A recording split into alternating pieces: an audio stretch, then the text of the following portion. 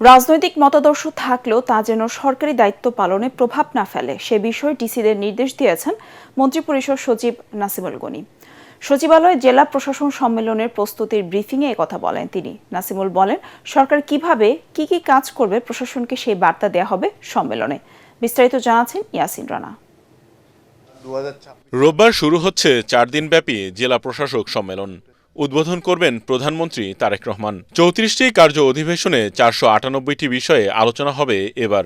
গত বছর গৃহীত 400টি সিদ্ধান্তের বাস্তবায়ন হয়েছিল 44%।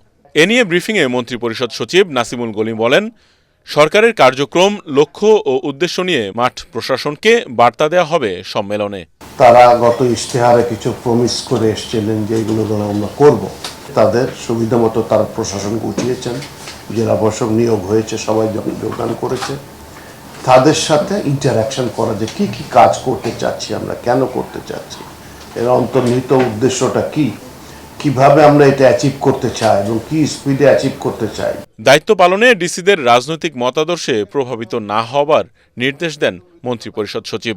প্রশাসন থেকে যখন দেখবে যে না, প্রফেশনাল ওয়েতে চলার বাইরে কোনো কিছু নাই, আপনি যদি দক্ষ না হন, সৎ না হন, মেধার ব্যবহার না করে চলেন, শুধু চিল্লাচিল্লি করে আর দলবাজি করে লাভ হয় না। প্রধানমন্ত্রী তার ফোর্স হলো এই জায়গায় যে আপনারা এইভাবে চলবেন, ক্যাটেগরিক্যালি উনি বলে দিয়েছেন, এর বাইরে উনি কোনো কথা বলেন।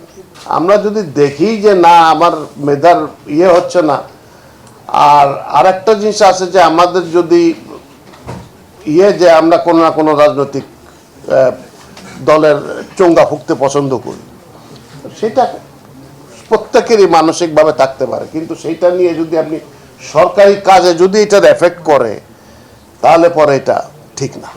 কৃচ্ছ্রতা সাধনে এবার ডিসি সম্মেলনের খরচ কমানো হয়েছে বলেও জানানো হয় সংবাদ সম্মেলনে। ইয়াসিন রানা, এটিএন বাংলা, ঢাকা।